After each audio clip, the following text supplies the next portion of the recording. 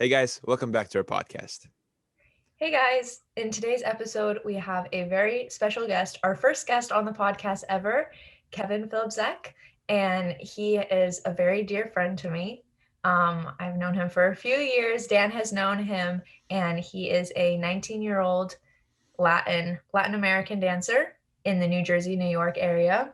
And he dances in not youth, under 21 and amateur Latin, and has been dancing for 14 years.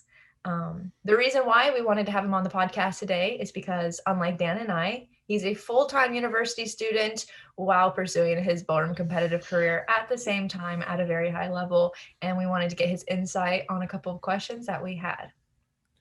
So Kevin, first question, everyone wants to know, how do you balance college and dancing at the same time? Uh, then it's definitely not an easy thing to do at all. Obviously there is no free time. There is just the grind. It's basically like having two different worlds, very different from each other, and having to constantly be on the lookout. What's next? Oh, I have a test tomorrow, and I'm leaving for a competition tomorrow. Oh no, you know. I just have to make sure I take care of everything. You know, it's not easy, Fair enough. but it's doable. It's manageable, definitely. All right. The second question we have for you is, do you think there are benefits to dedicating both time and energy to your rigorous school schedule and pursuing your competitive career at the same time? Definitely. I think it teaches you a bunch of important skill sets that you need for your life. Because I mean, I'm only 19, so it's only gonna get harder from here.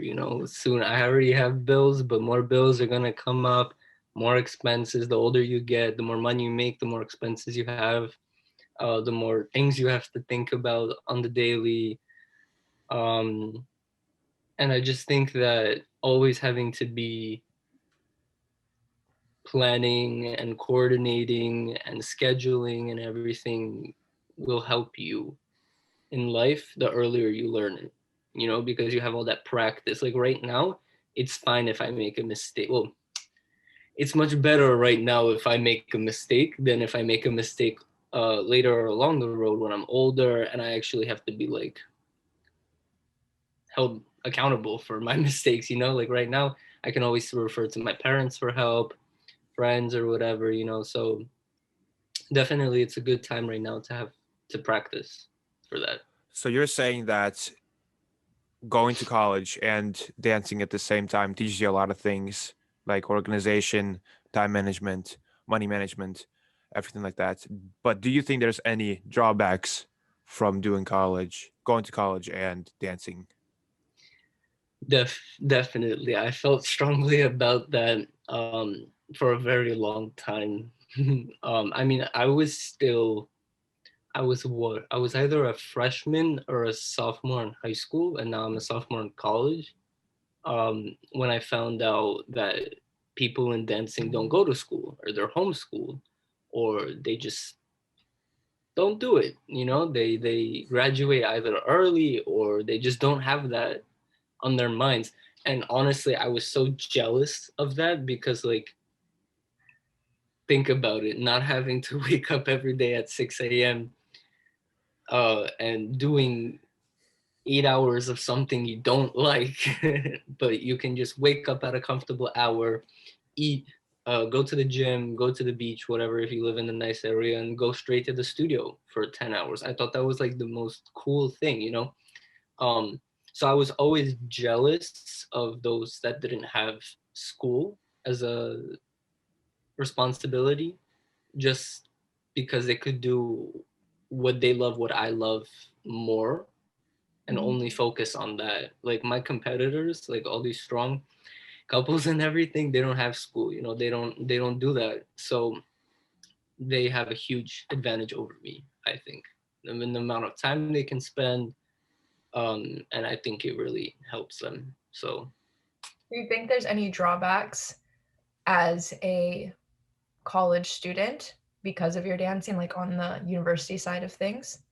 yes, I mean, the biggest drawback is not so much on the daily practice scheduling, because you can always work around your classes, you know, coordinated time either after on days you don't. Like I have right now, as a freshman I couldn't make my own schedule, but as a sophomore you can. I have classes 2 days a week only.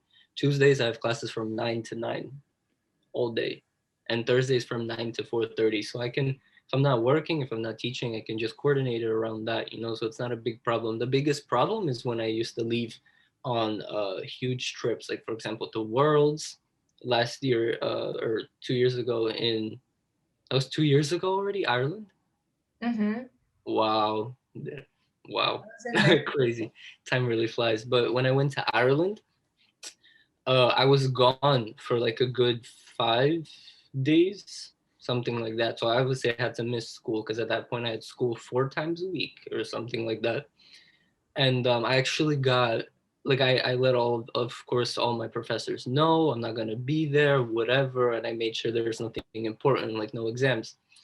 And I actually got a email from my professor saying that I can't do both. I can't manage both. It's not gonna work out.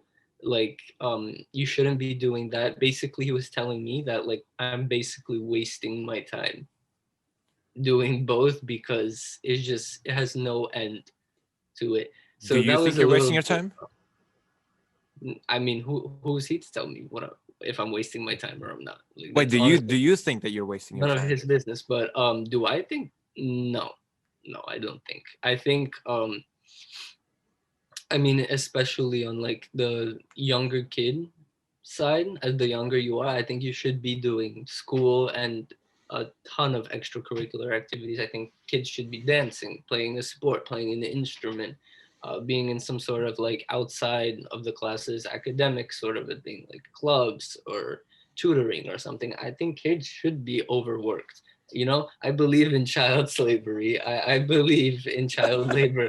I think they should cry every day because their parents make them play piano at 3, and then at 5 they have soccer, and then at 6 they have horseback riding, and at 9 they have figure skating, and then tomorrow they have dance. You know, I believe in that, because I think um, kids are really like sculpted, you know, into what you make them to be. So like thankfully I was one of those kids too. My parents overworked me like crazy. Like I had piano and Polish school and dance and like ton of other responsibilities from a very young age.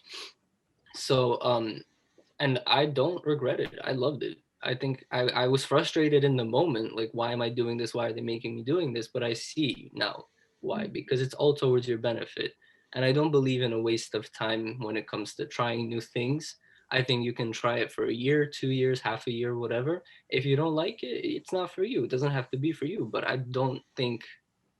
think you miss 100% of the shots you don't take. You know, I think that's facts. That's straight facts. You know, like if you don't do it, you miss out. Mm-hmm. So, guys, you've reached the end of the episode. If you're still here listening, you're amazing. We love you. This is it for the part one of the interview with Kevin Filipczak. Part two will be our next episode, so stay tuned for that. And see you guys next time. Bye bye.